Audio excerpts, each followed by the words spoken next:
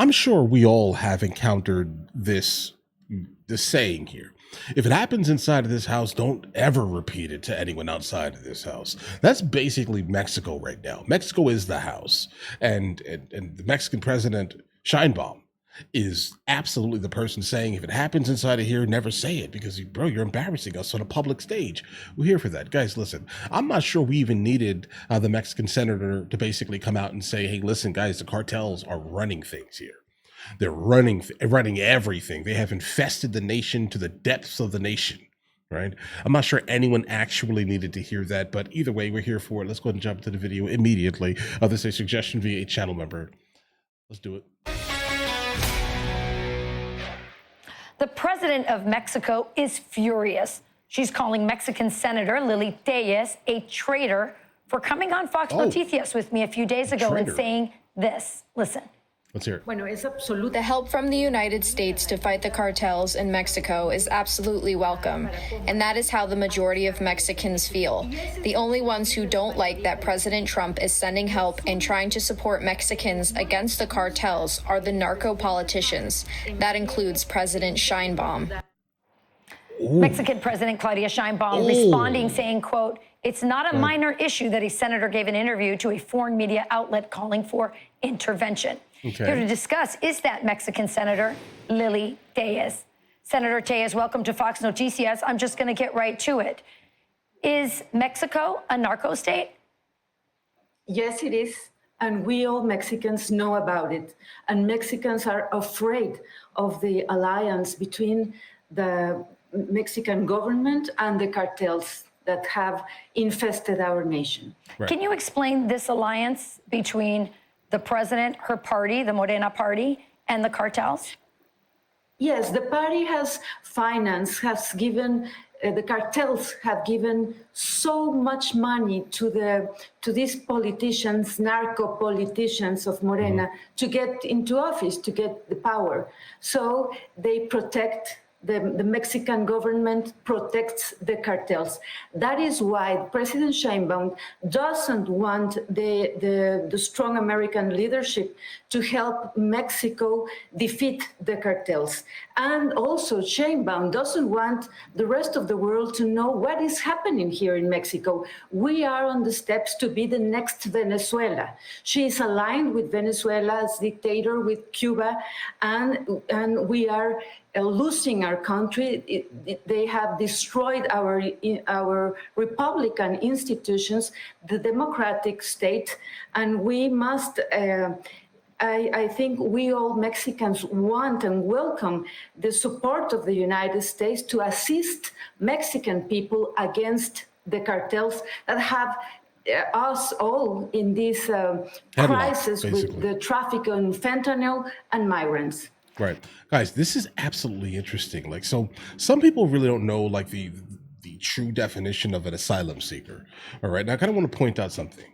She would be an asylum seeker, like, by default. Now that the president of Mexico is basically coming out and saying, this is crazy, this is not okay, all these type of things.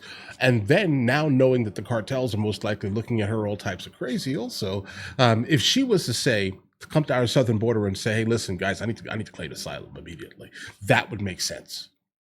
Like, if you didn't know what asylum was, like, really truthfully for type of thing, this is the definition of it. So now imagine when we know that 80 to 90% of the people that have come and broken into our southern border under the guise of asylum have come into the United States of America saying that they're coming for asylum, knowing that the 80 to 90% of them are going to basically be sent back because their asylum claims are fraudulent in the first place. They're really just here for economic migrancy to partake in some type of remittance, basically, guys, right? This is asylum. Like, this would be the definition of it, guys, right? This is a person that would come to the southern border and say, yeah, I'm here for asylum. And then guess what would happen to them, guys? They would be allowed to stay here. I have no problem with the concept of asylum utilized in a correct way. I do not like the scammers, guys. Sorry. And I get it that that's not the moderate position anymore, but I think it should be, guys, right? Protect people like this, right? And do not protect the people that are just coming here to basically siphon money from our country. So her response to this, and I know this because her spokesperson came on our show in response to your interview, and they say, well, we just turned over 26 cartel members. We're working, we're sharing intelligence. What are they not doing? And why is she so resistant? She sort of speaks out of two sides of her mouth. We're working with you, Trump, and then she's chastising you for saying we need more help from the United States to crush the cartels. Makes them look weak. Because she really doesn't want the help of the United States. She is lying to Mexican people, telling Mexican people that the United States will get in control of the whole country. Right. I never listened such nonsense from President Trump. What we have listened is that President Trump wants to help Mexican people against the cartels. Mexican people are suffering. So what they do is very, very little. We have huge narco-politicians here in the Senate, in the presidents, governors. Mexico is a very dangerous place. Well, that brings me to my next question, because you are speaking very bluntly, very clearly about Mexico being a narco state and the alliance and the connections to the president of Mexico. Mm-hmm. Are you afraid for your life?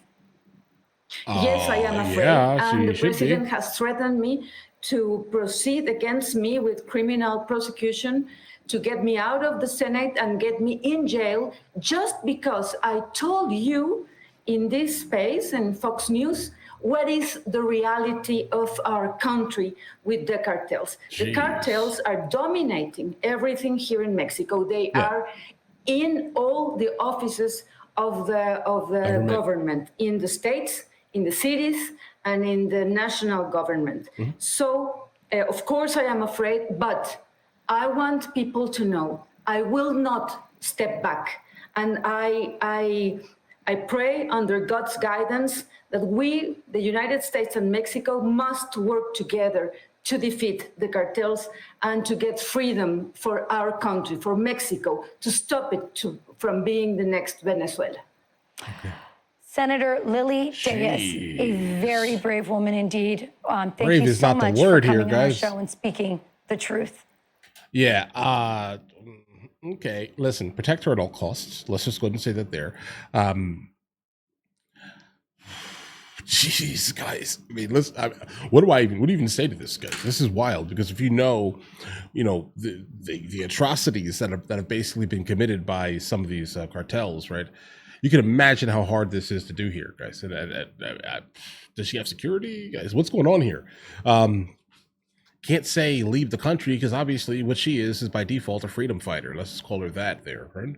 She's trying to free her people from an overwhelming force, and this overwhelming force has so much money that they buy politicians, right? Like, so the ones who were released into the United States of America, I mean, everything in the world tells me right now that most likely they were on the other side. If that makes any sense here, right? They may be against the main financiers, let's say that there also, right?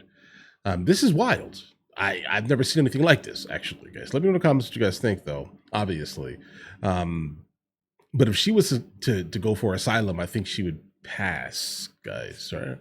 But obviously she can't do anything, truthfully, in America, right? Not at all. Like, she can't do anything for her country from America. Even though, I mean, there are ways, guys. Like, because there are a lot of people that are from, like, the country of Eritrea, which is basically a hermit nation in East Africa. And basically the African North Korea, let's just call it that. That's what that is, Eritrea. And there are a lot of people who leave Eritrea, and then they, from afar, try to freedom fight for the people in Eritrea, but it really doesn't mean anything, right? I mean, they cannot do anything. They can do nothing to fix a single problem, right? Because they left. But also at the same time, if you would have stayed, you would have been absolutely eradicated. They hate journalists. They hate photographers, as expected. Again, Eritrea, the African North Korea. Right? So what can she actually do here that she can't do there? I would like to check on her in about 10 years, guys, truth be told. But all right, listen, guys, you guys all have an absolutely amazing day. If you guys are new here, please like and subscribe. And in the meantime, I will catch you guys later.